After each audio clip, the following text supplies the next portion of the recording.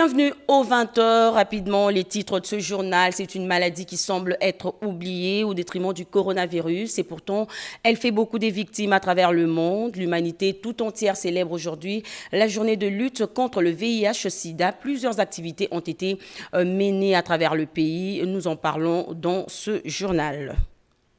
Et puis, le trafic a repris sur l'axe routier Goma-Massissi. Le pont écroulé a été remis en état par l'Office des routes. Une aubaine pour les commerçants. Vous allez le voir dans un instant. Madame, monsieur, bonsoir et merci de nous choisir pour vous informer. À la une de l'actualité ce soir, l'entretien du chef de l'État avec l'émissaire du Maroc, Félix Antoine Tshisekedi Tshilombo, a également échangé avec le président des Equity Bank Congo. Le contenu de leurs échanges à travers ce reportage.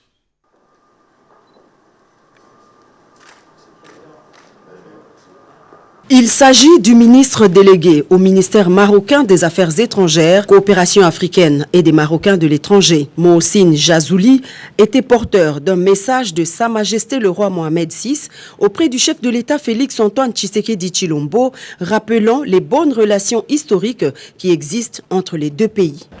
Cette relation est une relation historique, comme je vous le disais, et elle va être encore renforcée dans la mesure où nos diplomaties travaillent de concert pour renforcer la coopération au niveau diplomatique, la coopération au niveau technique et également la coopération au niveau économique. Le président Félix Tshisekedi a remercié son frère Sa Majesté le roi Mohamed VI qui a inclus la RDC dans la vingtaine de pays qui ont bénéficié du soutien du Royaume du Maroc à un certain nombre de pays africains.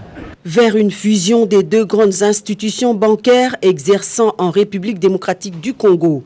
Le numéro 1 de Equity Bank Congo est venu annoncer au chef de l'État les contours de la fusion avec la BCDC, une réforme de grande portée économique qui sera bénéfique pour la République démocratique du Congo.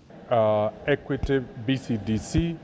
Cette nouvelle banque Equity BCDC aura un capital total de 200 millions de dollars avec un total actif de 2,5 milliards de dollars et avec la capacité de prêter à une entreprise à hauteur de 50 millions de dollars. C'est une banque qui va réellement répondre aux besoins de financement des entreprises congolaises. Dans nos projections de 3 à 5 ans, nous projetons avoir 5 millions de comptes bancaires, donc beaucoup de gens auront accès aux services financiers de la banque.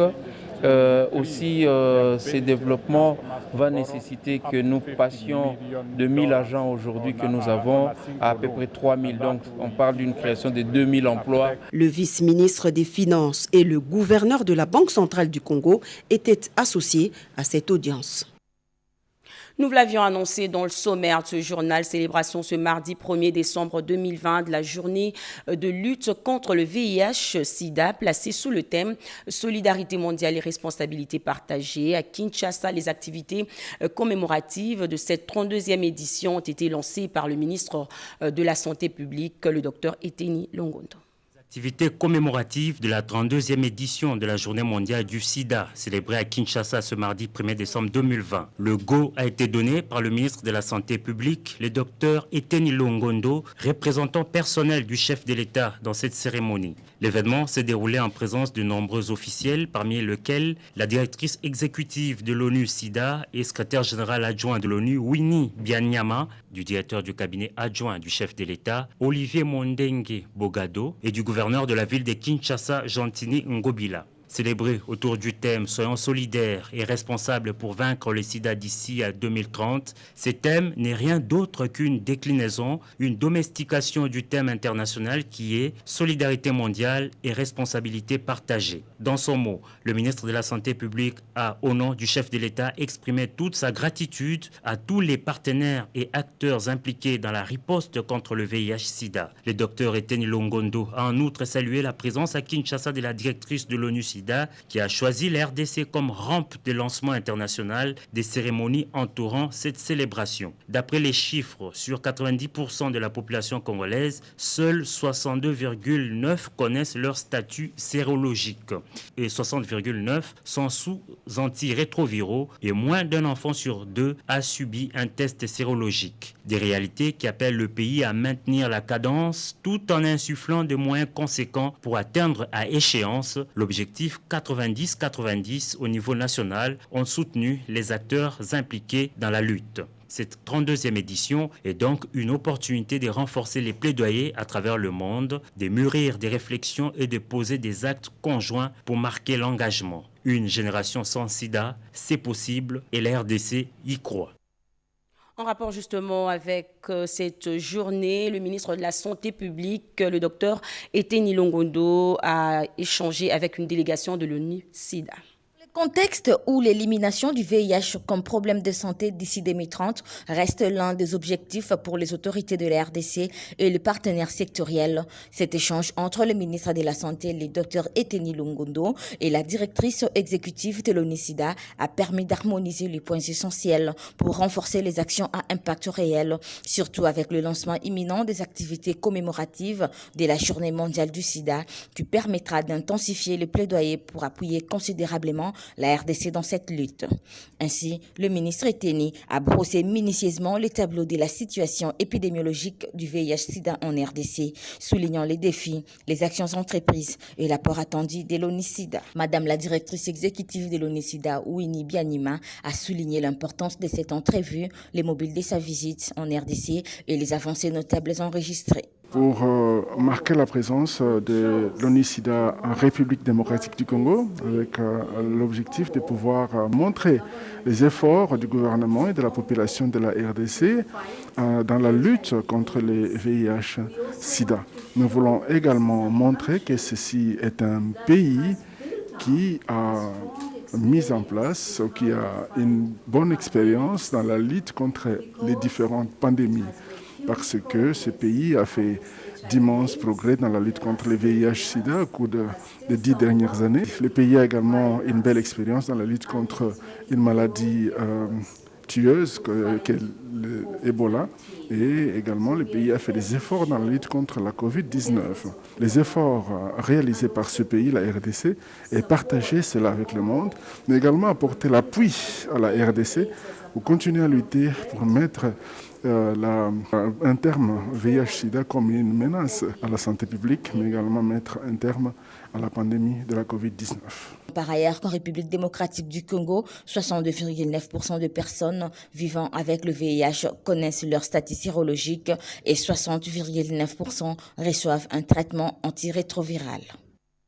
Changeons de chapitre à présent, les produits congolais seront bientôt labellisés avec le code barre comme sous d'autres cieux. Le ministre de l'Industrie, Julien Paluku, et les responsables de la société Legacy ont échangé sur le processus de certification. L'œil de la rédaction, Betty Amani. Le lancement du processus de labellisation des produits congolais, appelés à être certifiés sur le plan qualité, produits qui seront estampillés et standardisés avec des codes barres. Le ministre de l'Industrie, Julien Paluku Kahongya, entouré des experts de son ministère, s'est réuni ce lundi à Kinshasa avec les responsables de la société Legacy expérimentée dans ces domaines au niveau de l'Afrique australe. Une application pour certifier les produits congolais sur le marché vient d'être proposée au gouvernement congolais par Legacy, et ce dans l'objectif de rendre compétitifs les produits congolais sur le marché national, régional et international, en permettant ainsi à l'administration fiscale de maximiser les recettes avec la promotion de l'industrie locale, mais aussi la protection des consommateurs. Le patron directeur général de Legacy, Philippe Sandesengi, précise.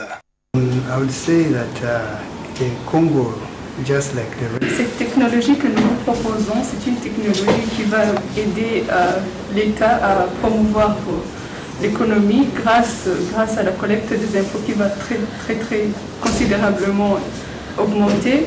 et aussi va augmenter la sécurité et protéger les consommateurs grâce aux produits qui vont être authentiques, standardisés. Le ministère a très bien accueilli la proposition parce que nous proposons des solutions qui vont répondre à plusieurs questions. DRC is embracing the latest. Avec la zone des libre-échanges continentale africaine, le CAF, la République démocratique du Congo doit labelliser ses produits, a insisté le ministre de l'Industrie.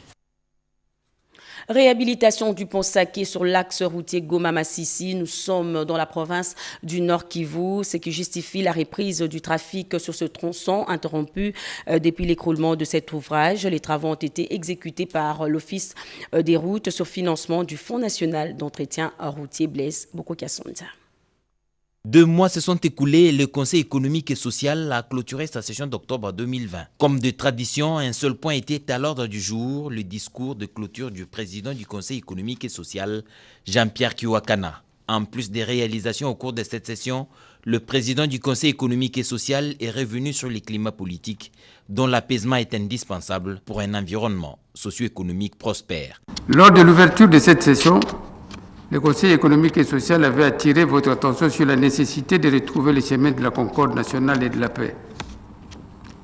Depuis, une actualité riche ne cesse d'agiter la cité et occupe les esprits de nos compatriotes.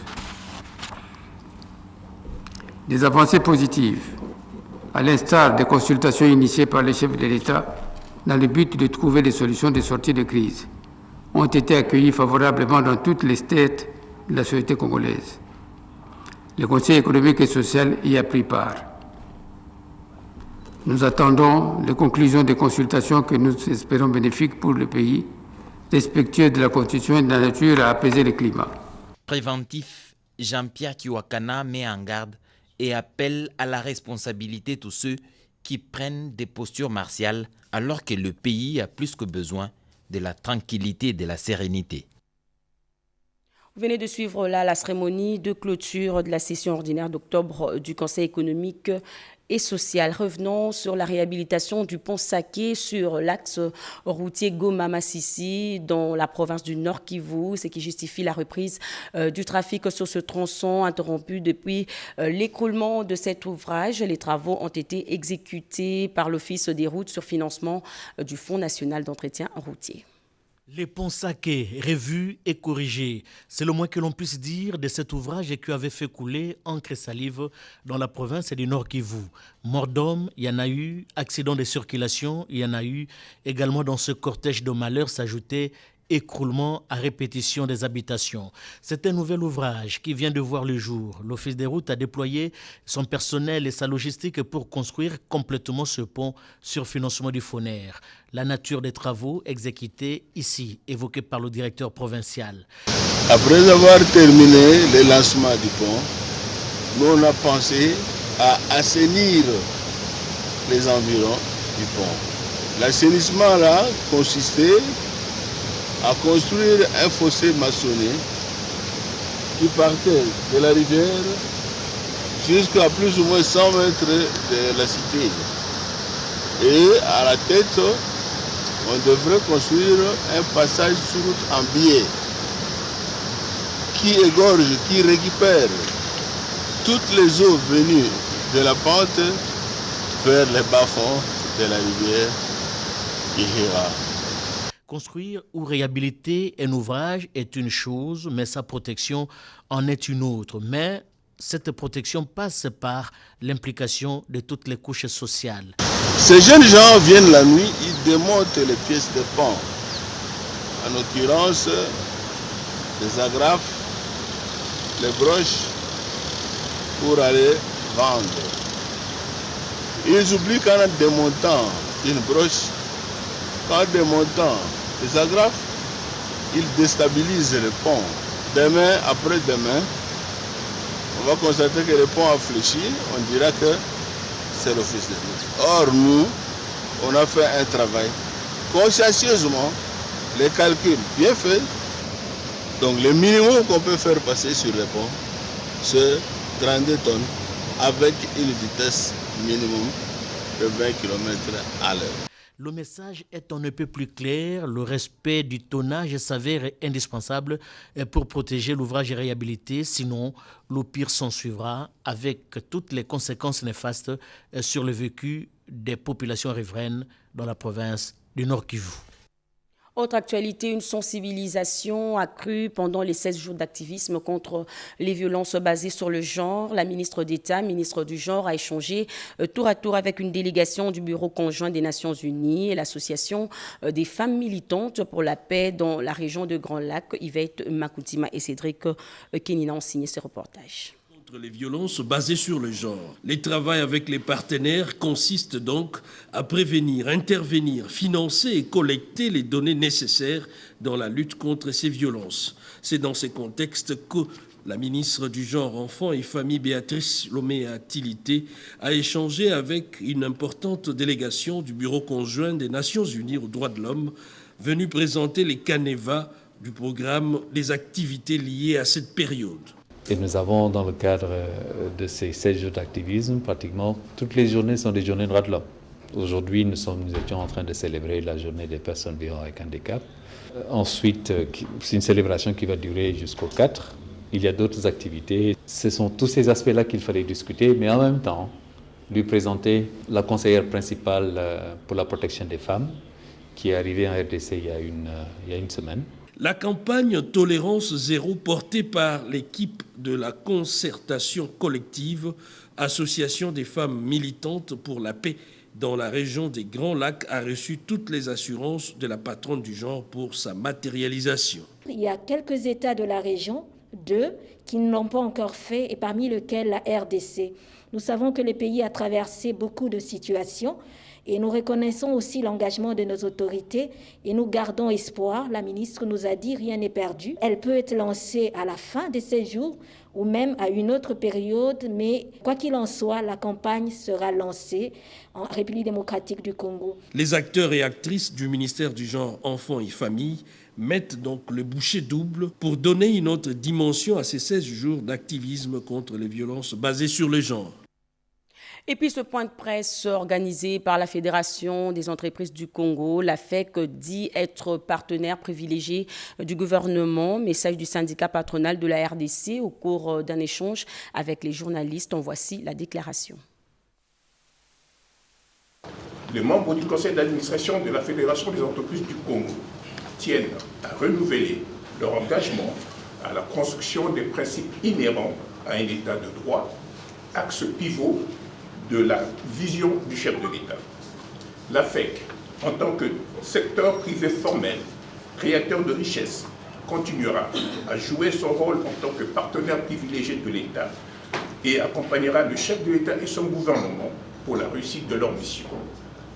Le conseil d'administration de la Fédération des entreprises du Congo rappelle qu'elle est une association sans but lucratif, organisée sous la forme d'un syndicat patronal qui exerce également des missions communes aux chambres de commerce. À ce titre, elle n'est inscrite à aucun ordre professionnel et ses actes échappent totalement au contrôle du Conseil d'État.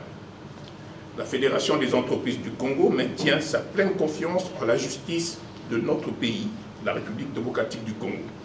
Face aux irrégularités et mal jugées, manifestement contenues dans la décision du Conseil d'État, elle a instruit ses avocats conseils de mettre en œuvre tous les mécanismes juridiques appropriés afin de préserver les libertés d'association syndicale respectivement consacrées par les articles 37 et 38 de la Constitution.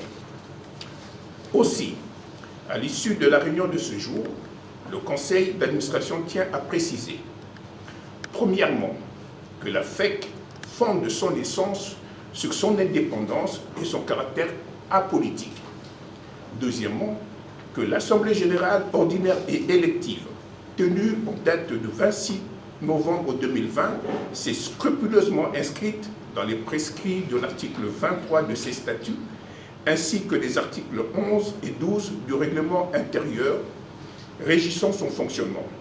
La régularité des procédures a été suivie par des huissiers de justice dûment assermentés. En conséquence, l'Assemblée générale ordinaire et élective de 26 novembre 2020 est régulière. L'ensemble du conseil d'administration, de façon solidaire et unanime, s'en tient à ces résultats. Troisièmement, que la FEC se conformera toujours à ses statuts, aux textes pris en exécution de ces statuts, ainsi qu'à la loi qui la régit. La FEC se soumettra toujours aux juridictions civiles que la Constitution a consacrées comme étant son juge naturel.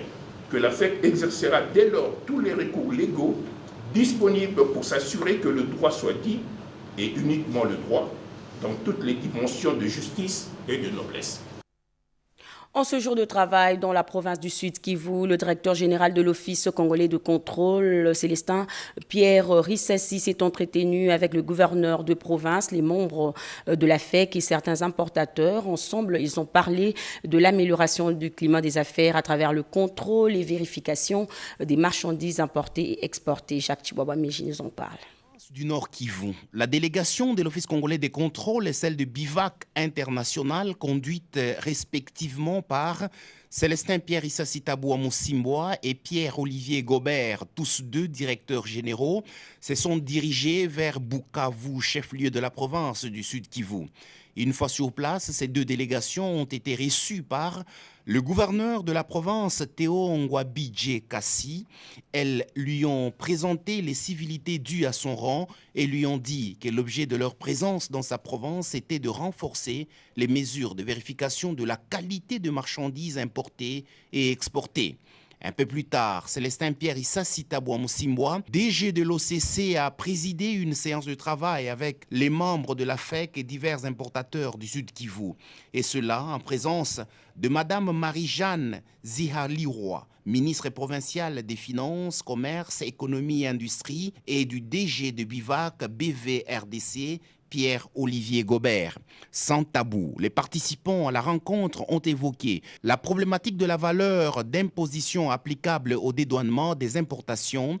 Ils ont parlé de l'importance d'une meilleure collaboration entre la DGDA et l'OCC, de la nécessité de lutter contre la concurrence déloyale occasionnée par les fractionnements systématiques des importations à l'est du pays et des écarts constatés dans les fonctionnements du guichet unique douanier et du guichet unique intégral du commerce extérieur. Au Sud Kivu, la délégation de l'OCC et celle de Bivac ont visité le laboratoire d'essais physico-chimiques et microbiologiques de l'Office congolais des contrôles ainsi que les installations de Bivac International. Dans cette mission de travail dans l'est de la République démocratique du Congo, Célestin Pierre Rissassi Musimboa, DG de l'OCC, a tenu à s'assurer que les marchandises qui entrent au pays par la voie officielle sont de qualité pour le bien-être de la population.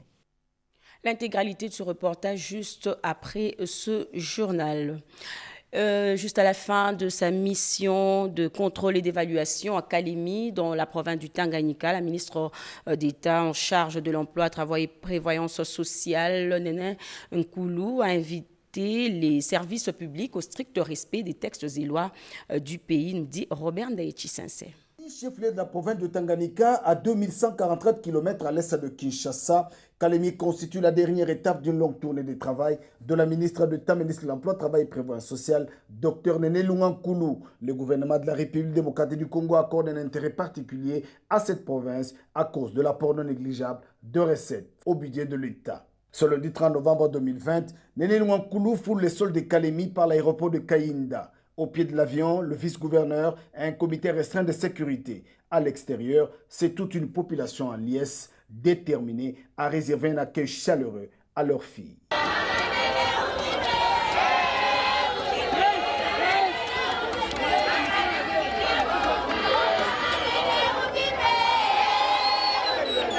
Après les civilités au gouverneur Zoé Kabila, démarre une longue journée de travail. Au bâtiment Picagel de Kalemi, les différents responsables des sociétés et entreprises sous tutelle, l'inspection du travail, tous sont là pour une importante communication de la ministre d'État. La patronne de l'emploi a invité le service à respecter chacun sa mission tout en précisant que le respect des textes réglementaires reste une garantie pour le bon fonctionnement de l'administration publique. Après cette importante réunion, cap vers la division de l'emploi, travail et prévoyance sociale. Ici, à l'absence du chef de division, parti en congé sans informer sa hiérarchie, la ministre d'État a instruit le ministre provincial du Travail de prendre toutes les mesures pour faire appliquer la loi. À la direction provinciale de la CNCS, Néné Louankoulou est accueilli par le directeur provincial et son staff. Une visite guidée s'ensuit avant de présenter à la ministre d'État quelques difficultés, notamment la montée des eaux du lac Tanganyika qui risque d'emporter les bâtiments de la CNCS. De la CNCS, la ministre d'État s'est rendue à l'inspection du travail. Ici, un conflit oppose l'inspection du travail avec l'entreprise Safricas au sujet du bâtiment. En attendant, le courrier qui suit son cours normal au gouverneur de province, Néné Louankoulou a instruit le ministre provincial de prendre toutes les dispositions pour protéger les patrimoines de l'État. Dès l'inspection du travail, la ministre d'État s'est rendue à l'INPP Kalemi. Elle a encouragé le personnel qui, malgré les manques d'équipement, tient bon pour assurer la formation professionnelle et une mission de travail qui a permis à la ministre d'État d'évaluer les programmes Poule de Marins qui doit être réactivé dans la province du Tanganyika pour l'encadrement des pêcheurs. C'est à 17h30 que la délégation gouvernementale a quitté Kalemi pour Lubumbashi avant de gagner Kinshasa, la capitale. Revenons dans la capitale pour parler cette fois de la cérémonie d'inauguration du buste du Monseigneur Guillon à l'université de Kinshasa par le directeur de cabinet adjoint du chef de l'État, Edith Chala, pour la suite. Une messe d'action des grâces a été dite dimanche 29 novembre en mémoire de Luc Gillon, premier recteur et bâtisseur de l'université Lovanium à Kinshasa. La célébration de l'Eucharistie a eu lieu en la cathédrale Notre-Dame de la Sagesse sur le campus de l'université de Kinshasa. Une cérémonie organisée par les anciens étudiants de Lovanium UNASA, ALMA en sigle, et ce en marge du centenaire de naissance de Monseigneur Luc Gillon. Peu après, les membres de ALMA ont procédé à l'inauguration du buste de Luc Gillon qui trône désormais devant le bâtiment administratif de l'université de Kinshasa. Une séance conduite par le directeur des cabinets du chef de l'État, Eberand Kolongele, en présence de l'ambassadeur de Belgique en République démocratique du Congo et autres personnalités du monde scientifique, politique et académique. Ainsi s'en est suivi une série de témoignages des membres de ALMA sur les qualités managériales, les capacités intellectuelles et surtout la probité morale de Luc Gillon pendant ses 17 ans de gestion. Selon les propres termes de ALMA, Luc Gillon faisait du définitif durable pour l'achever au temps voulu, mais également il veillait à la maintenance des bâtiments et enrichissait le programme des cours toutes les années académiques. Cependant, les efforts déployés par ce prêtre à peine 33 ans sont de nos jours à la traîne, confie Gilbert Kabanda. Notre université n'est plus ce qu'elle était dans les années 50, 60 et 70. Elle est devenue ce que nous connaissons nous tous, une université qui n'est même plus comptée parmi les 100 premières universités d'Afrique.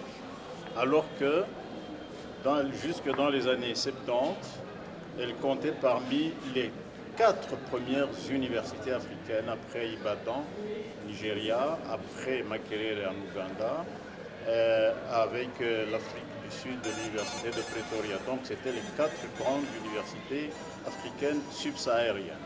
Maintenant, nous ne sommes même plus parmi les 100 premières africaines. Seigneur Luc Gillon est passé pour la dernière fois ici à Kinshasa en 1994 à l'occasion des 40 ans de l'université de Kinshasa. Corrigez avec moi, c'est Luc Gillon, premier recteur de l'université de Kinshasa et non, comme je viens de dire tout à l'heure, le développement de la province du Sud Kivu, sujet évoqué au cours de l'audience qu'a accordé le chef de la maison civile du chef de l'État aux notables de cette province en séjour à Kinshasa.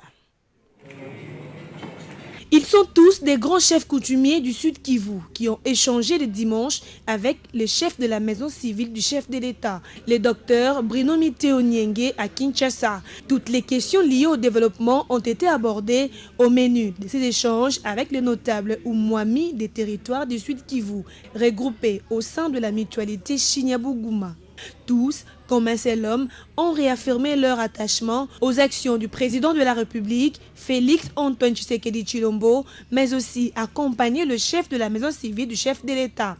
La séance d'aujourd'hui, où les Bami l'ont reçu, c'est nous, Chignabougouma, qui avions organisé cette séance ici pour que les tenants du pouvoir coutumier puissent lui parler de vive voix des problèmes qui sévissent dans notre province.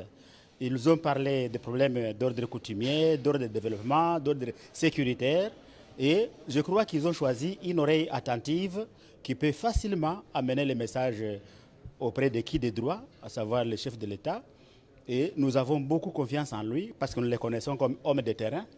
Il a en lui la transparence, il a en lui le vrai parler. Le Chinyabuguma se range derrière le chef de l'État. Nous sommes sûrs que le chef de l'État sera attentif à tout ce que nous avons dit. Et comme le Chinyabuguma, comme j'ai dit, représente une frange quand même importante de la population du Sud Kivu, nous sommes sûrs que nous obtiendrons des solutions parmi les problèmes que nous avons posés. Un engagement mutuel pris pour booster le social afin de faciliter l'accès de la population aux services sociaux de base, l'essentiel même du président de la République, le peuple d'abord. Le réseau de Congo Genre Développement et la Voix des Oubliés, en collaboration avec les associations partenaires, a organisé une matinée de sensibilisation sur les violences domestiques en RDC. C'était à l'occasion de 16 jours d'activisme de lutte contre les violences faites à la femme. Regardez. L'exploitation et d'abus sexuels des femmes. Ajouté à cela, les violences domestiques en République démocratique du Congo étaient au centre des échanges ce mardi 1er décembre 2020 entre le ministère du Genre, Famille et Enfants, représenté par son secrétaire général, Mme Adrien Binouana, et les réseaux de Congo Genre et Développement et la Voix des Oubliés, en collaboration avec les associations partenaires. Cela intervient à l'issue de la journée de sensibilisation à l'occasion des 16 jours d'activisme de lutte contre les violences faites à la femme. Pour ce faire, plusieurs femmes doivent briser le silence pour pouvoir combattre les violences basées sur le genre, d'autant plus que violer une femme, c'est lui arracher sa dignité humaine. Occasion aussi pour Mme Adrienne Binouana, secrétaire générale au ministère du Genre, Famille et Enfants, d'encourager cette initiative combien louable qui s'inscrit dans le but de sensibiliser toute la communauté, entre autres les hommes et les femmes, pour qu'ils comprennent que la violence ne doit pas élire domicile dans nos milieux respectifs. La question des violences est une question qui préoccupe toute la communauté internationale. Ce n'est pas pour rien qu'au niveau international, on a décrété les 16 jours pour sensibiliser la communauté, sensibiliser les hommes, les femmes, les filles, les garçons, pour qu'ils comprennent que les violences n'ont pas leur place dans nos milieux de travail, dans nos milieux de vie, dans nos foyers.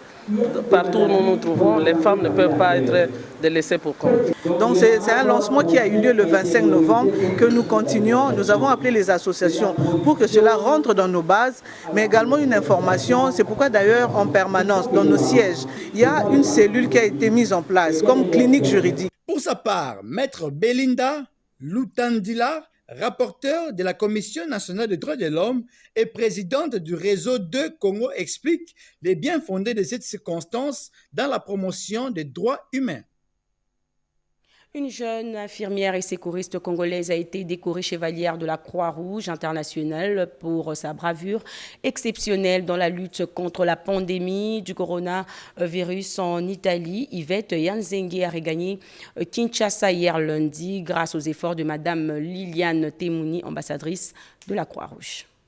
La cause des enfants congolais malades et en situation difficile à travers l'Afrique et le monde, l'ambassadrice de la Croix-Rouge RDC, Liliane Temouni, a regagné Kinshasa par l'aéroport international d'Njili lundi 30 novembre 2020, tard dans la soirée, après son séjour de travail en Europe. Venant de Paris en France, Mme Temouni a déniché un oiseau rare qui vit en Italie. Il s'agit d'une secouriste volontaire congolaise au nom de Mme Yvette Yanzengue, une infirmière de profession qui a obtenu une haute distinction de la part de la République italienne, la médaille de chevalière pour ses exploits et sa bravoure exceptionnelle dans les opérations de lutte contre le coronavirus en Italie où il a sauvé de nombreuses vies humaines. Une fierté pour nous de voir des jeunes congolaises à l'étranger, ils font renommer la RDC. Et c'est pour ça, quand j'ai vu son CV, je dis pourquoi ne pas la faire connaître aussi. On a une grande chevalière à l'Italie, pourquoi pas ici chez nous qu'elle soit reconnue?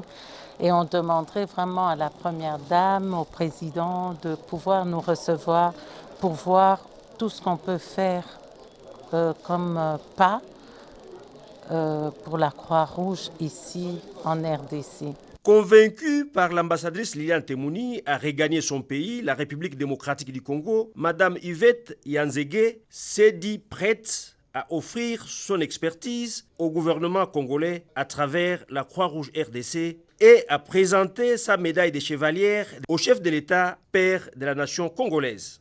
Je dis un grand merci à Madame l'ambassadrice de la Croix-Rouge RDC, Madame Liliane Temouni. C'est grâce à elle que je suis arrivée ici à Kinshasa. Voilà.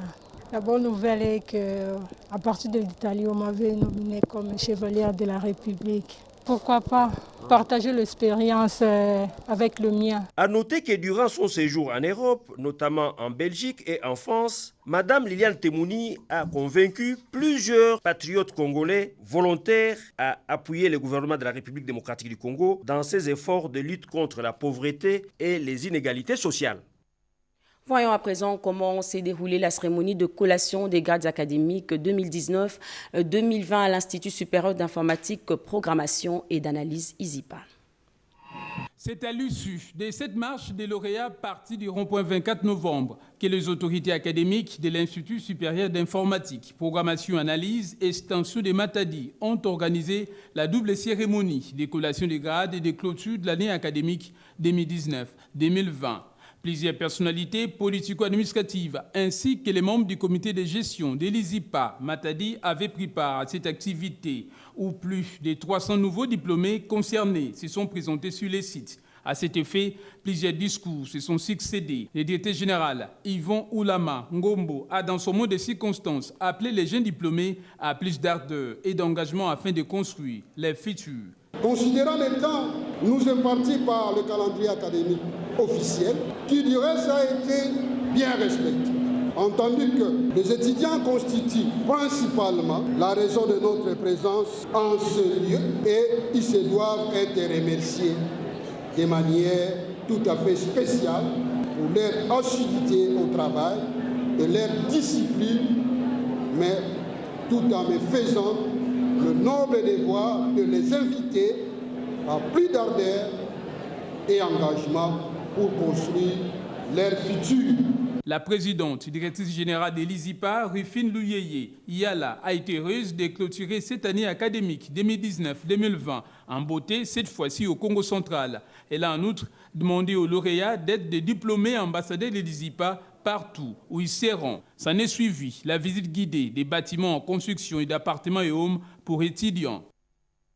Page noire dans ce journal, le professeur Kabouya Lumuna a été inhumé cet après-midi à la nécropole entre ciel et terre, à la levée de sa dépouille à la morgue de l'hôpital du cinquantenaire. Le président du Sénat, l'honorable Alexis Thambwe Mwamba, et le premier ministre Ilunga Ilon Kamba lui ont rendu un dernier hommage.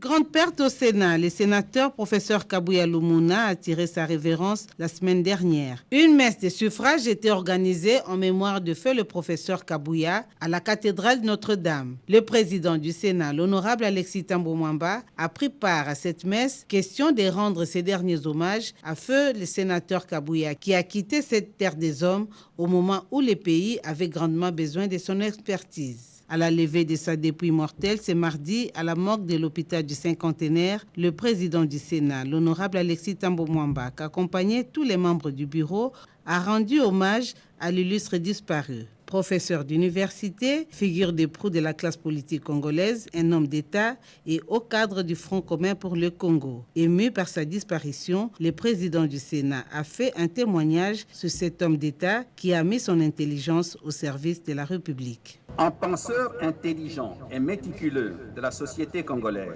Célestin Kabouya, professeur d'université de son État, était dispensateur du savoir et des connaissances utiles. Il maîtrisait l'histoire politique de notre pays, il savait évaluer les forces politiques en présence et prenait soin de prévenir sur les risques de compromission et de dérive. Durant son passage au Sénat, il a eu le temps de laisser ses marques. Sa contribution a été remarquable depuis les travaux au sein de la commission spéciale chargée de la validation de mandats, en passant par l'élaboration du règlement intérieur du Sénat, jusqu'aux multiples interventions au cours des séances plénières et des séances en commission permanente. Il était toujours pertinent et constructif, jamais vindicatif ni vulgairement partisan. Relative au statut du sénateur à vie, je me souviens de la portée de son intervention lors du débat sur la constitution des groupes politiques, lorsqu'il rappelait avec fermeté qu'il refusait de renier le cadre dans lequel il avait été élu et que ce cadre justifiait l'affinité politique requise pour constituer un groupe politique au sein du Sénat. Le bureau est allé par la suite s'incliner à la dépouille mortelle de feu l'honorable Comte de Villa-Kikanda, l'élu de Goma et président national de l'ARC. Au nom du président du Sénat, la rapporteure du Sénat a déposé une gerbe de fleurs. De cinquantenaires, le cortège funèbre de l'honorable Kabuya Lumuna s'est ébranlé à Nécropole entre ciel et terre pour l'inhumation. Les rapporteurs du Sénat, professeur Kaumba, ses collègues sénateurs et le premier ministre Ilunga Ilunkamba ont accompagné l'illustre disparu à sa dernière demeure. Voilà, madame, monsieur, c'est par ces communiqués nécrologiques que nous mettons un point final à ce journal. Merci à vous de l'avoir suivi. Odilon Kayuma va prendre la main à 22h pour vous informer davantage. Merci de rester avec nous.